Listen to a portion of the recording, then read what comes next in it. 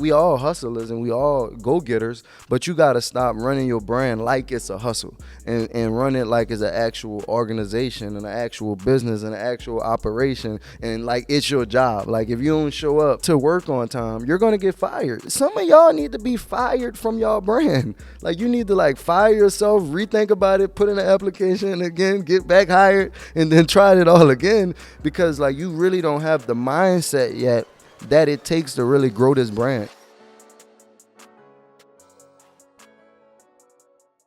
Welcome back to the podcast, baby. All right, I'm Marlon Watts, co-owner and CEO of World Envision. All right, I got a special guest. It's not Nick, but he did show up twinning. I got Lawrence, my guy, original Black Wall Street. Man, just can you? I can't even do the intro. Can you explain? Just tell them who you are and a little bit about you.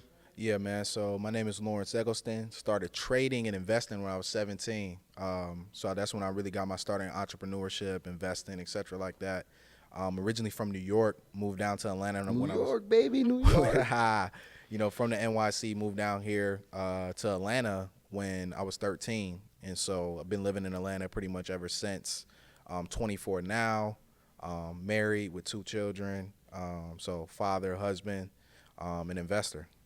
Man, that's what's up. And I mean, honestly, I really want to use this specific, show on this Activate Your Vision podcast today to specifically really talk about mindset and, transforming your mindset to, who you are to who you want to be. Because like, bro, we young and we doing this. I'm 28, you 24.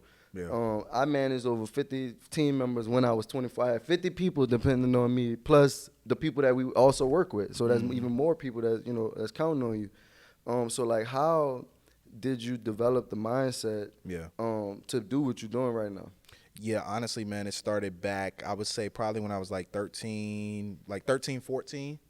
And when I was 13, 14, I really kind of developed that entrepreneurial spirit, right? So I was sweeping at a barber shop when I first actually moved to Atlanta.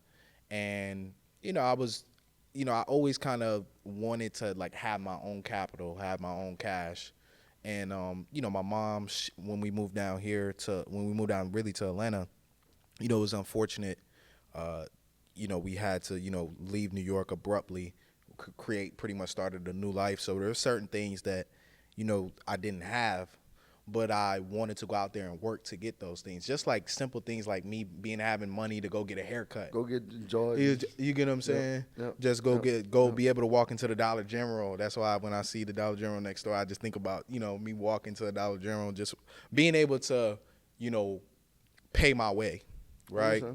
And so that's what got me started really wanting to be an entrepreneur and really me wanting to work. Right, because I had a job since I was pretty much 15. My first job was working at an Italian restaurant. Same way. So, like, all I knew was, go to work. You know what I'm saying? Like, try to go to work to gain some capital. And then I realized at 17, I said, man, other cultures and other areas around the world, I realized that they were investing their money in the same companies that I'm using.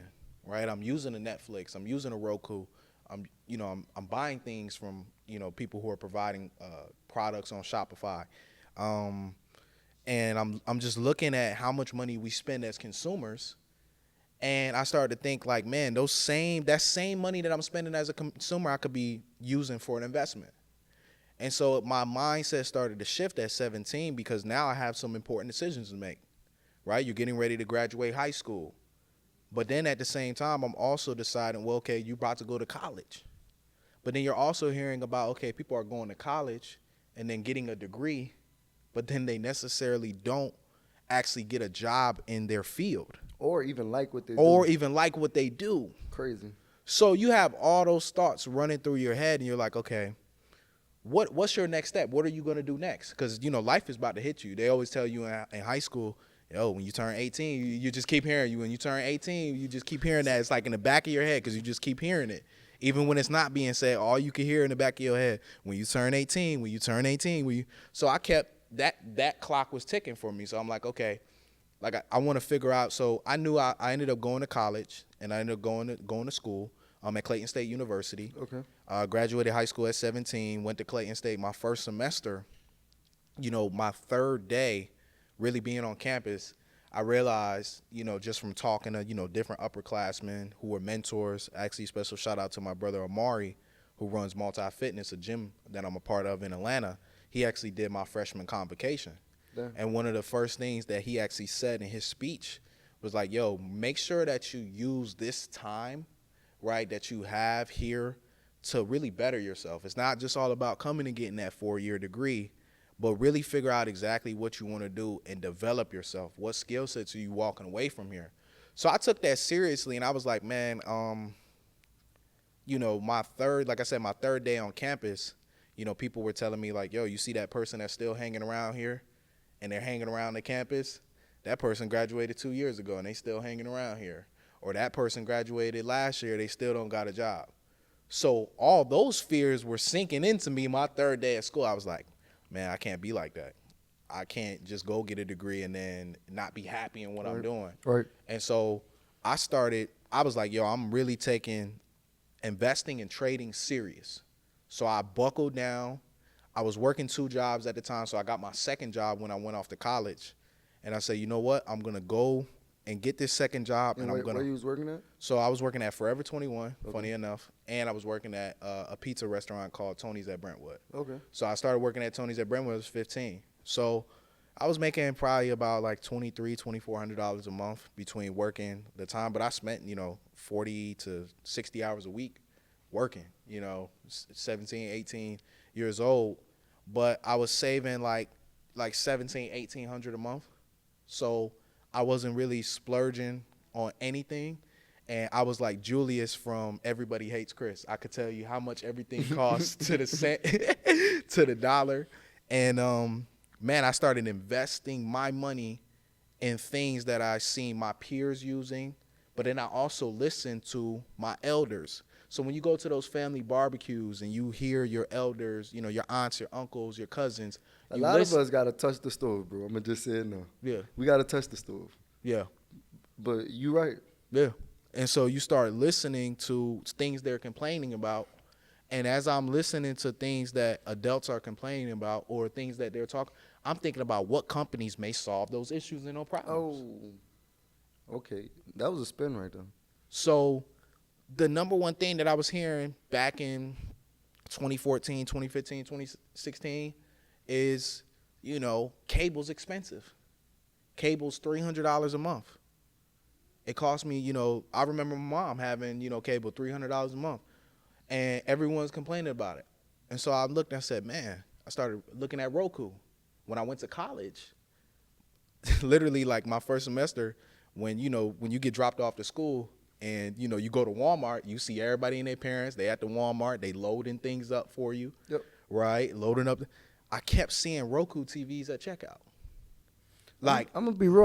The last 4 TVs I bought been Roku TVs. Yeah. This one right here inside the office too. Yeah. Crazy. And so during that time, I kept seeing Roku TVs being bought, Roku sticks being bought.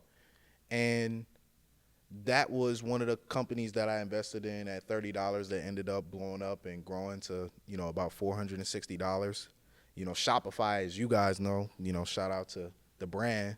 But I was also scrolling, as many teens do, you're looking on Instagram and you're seeing that now I started to see that certain brands were, able to create their own stores on a platform called Shopify. And it was interesting to me. So as I started reading, the most important thing I always tell people is reading the right kind of information. Like I think so many times as people our age, we spend a lot of time reading shade room stuff or gossip articles and blogs that if we put that same energy into reading a Yahoo Finance article about a company, right, that might seem so boring or whatever, but has true information about a company and maybe how they're changing an industry and a landscape. So one of the things that I was reading was how it was a struggle for small businesses who were creating products, who were getting things off of Alibaba and creating their own designs and certain products, whatever, and they were trying to sell them. They were having issues selling those things via Amazon. Then Amazon and FedEx had a little bit of a fallout in a partnership that they had at the time that put those third-party sellers at a huge risk. Amazon, I think, ended up buying the U.S. Postal Service, right? Yeah, they took part of it. You know what I'm saying? And so it just messed up a lot of things, a lot of things that just transpired and happened. And you had Amazon that kind of, I would say, isolated some of those people, the smaller people, to be able to sell. But Shopify created a landscape that made the playing field more equal, right? Where now if you have a great product, a great brand, you could literally build yourself up. And then you have the technology and the tools to be able to use. And scale. Yep. And go ahead. No, you got it. Yeah, and so I seen the move that Shopify made when they bought a company called 6 River Systems. So 6 River Systems was a company that they actually acquired out of New Hampshire, and they dealt with fulfillment. And so that word fulfillment centers, you started seeing that pop up a lot more. Obviously, it was already around, but it started becoming more 2017, 2018, 2019. You started seeing more and more fulfillment centers being built, right? That's outsourcing. Yep. And so I said, okay, I like this move that this company is making, and I could see the landscape and how they could change things. Tesla, obviously, we see the way that the world has been changed due to Tesla. So I always look for companies that are innovative, that have good leadership, but have like I always look for what are they changing? What landscape are they shifting? And does it match with maybe how the world is moving? Because 9 times out of 10, the best investments that you can make is somewhere in the world where the world is shifting more to. Right, you take a look at names like, Google and Meta platforms, formerly known as Facebook. Take a look at advertisement and how much more advertisement is online. No one's advertising through the newspaper anymore. Yes, and I got because we just talking about companies, investment, and I always just wanted to ask, how do you analyze those companies? And if you had to analyze World and Vision right now, what would you say? Oh man. This is a really great question. Like, honestly, man, I love you guys' brand like no other, man. I be telling everybody, about you guys. I wear y'all brand 3-4 times a week. And what I would say is that about you guys' brand, how I would rate you guys' brand is I would have to give it like over a 10 out of 10, bro. And the reason why is because to me it shows that our people, we don't need designer to be fresh. Because everything you guys put out to me is fresh, quality. You're going to look fly in it. You're going to look. And then it's something that you guys are making, right? And you guys have created. And the amount of support that we have behind it, we should have more. And the reason why, like it should be a household name to me. Like, yo, you got, like, people are, oh, you got that Prada on, you got that Gucci on, hey, you got that WRLDI on. That's how, like, it should be like that. And the reason why I say that is because if we're pushing more of our brands, right, that are black owned, that's how we get back to, that unification. I understand. Yeah. Man, that's crazy. And like, honestly, I just want to let everybody know, because that's one thing that we harp on, because we not a publicly traded stock. We're a private company, but we want to operate as if we was a publicly traded company. We want, we look at everything, how the outside perceive us, how we working internally, how can we cut budgets here, what we got to do. Like, it's just not, you just can't just wake up and run your brand and think it's really going to be successful to the level that you really want it to be, or that it can be, until you really take your brand serious and stop having like the hustle mentality, the hustle mindset. Like, we all hustlers and we all go-getters, but you got to stop running your brand like it's a hustle. Yeah. And run it like it's an actual organization and an actual business and an actual operation. And like, it's your job. Like, if you don't show up to work on time, you're gonna get fired. We talk about it. Some of y'all need to be fired from y'all brand. Like, you need to like fire yourself, rethink about it, put in an application again, get back hired, and then try it all again. Because like, you really don't have the mindset yet that it takes to really grow this brand. And that's one thing that I want everybody to take away from this video right now is you're going to have to change your mindset if you truly want to be successful. Yeah. Like, you're not going to be, you can't be the same person you are right now watching this video. Yeah. and achieve mad success without doing some type of personal transformation of who you are. Yeah. Like, it just doesn't happen like that. I tell people all the time, like, today, guess what? I'm a new person. Yeah. Tomorrow, guess what? I'm going to be a new person. You know why? Because I'm going to learn. I'm going to do something different. I'm going to get better. We're going to fail. A lot of people think that I call it like this. You know when you did the beep, beep, beep, beep, you understand what this means? Beep, beep, beep, beep. You're alive, right? Yeah. What happens if it go beep? You dead. You're dead. A lot of people think that they could just be like this, and they think that nothing is happening. You're either getting better or you're getting worse. Yeah. It's not in the middle. It's not like, okay. It's like, today, I didn't get better. Yeah. Or today, I did get better. Yeah. But a lot of people operate in that gray space, that middle space, where, it's almost like on cruise control. Like, a lot of people watching this video right now, you living your life on cruise control, straight up, autopilot, straight algorithm. Yeah. You drive the same route to work. You do, and not saying you don't have because I have a schedule and I can be robotic. I'm not saying that because sometimes having a schedule is how you build that routine to be successful. Mm-hmm. But I'm not talking about that. I'm talking about what you just said. You got the algorithm of you got to check the save room to go get information instead of now reprogramming yourself to say, okay, I need to check Yahoo Finance. That's Yahoo Finance. Or that's my shade room. You get what I need to check and I need to see what the shade is on these companies. Activate your vision putting out. What type of, you got to be loading up on different type of information. And that's what I mean, where it's the mindset shift and how you living in that autopilot and that algorithm, because you keep defaulting to these same things that successful people don't do.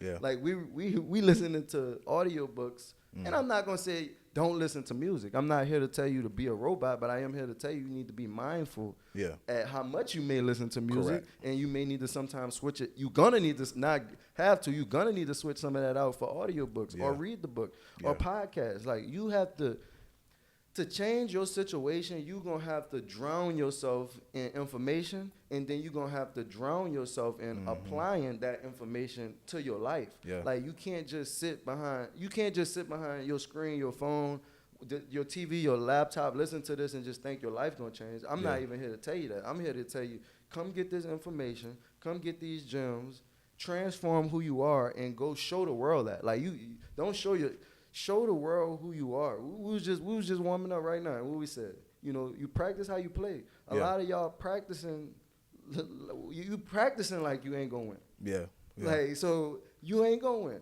Yeah. And when you get around winners, you need to figure out how you can continue to add value to relationships, to community, to environment, and continue to focus on making impact. Like, and it could be, your brand don't have to be big for you to make impact. Correct. Like, a lot of people think that they have to have a whole lot of money to make impact. No, you don't even have to do that. You just need to be resourceful. You need to utilize what you actually have right in front of you. You ever played zombies before? Call of Duty? Yeah, a little bit. Everything you want is in the game already. Yeah. You don't have you start off with nothing, but you find everything along the way, and that's just how life is. Life, you already got everything you need, literally already around you. You just don't see it yet because you don't have the mindset that you need to see it. And so that's what we're working on right now, because once you change your mindset, you're going to start seeing opportunities that you was probably missing. Yeah. Or you're going to start seeing opportunities that's coming for you, and you're going to be able to take advantage of that. Yeah.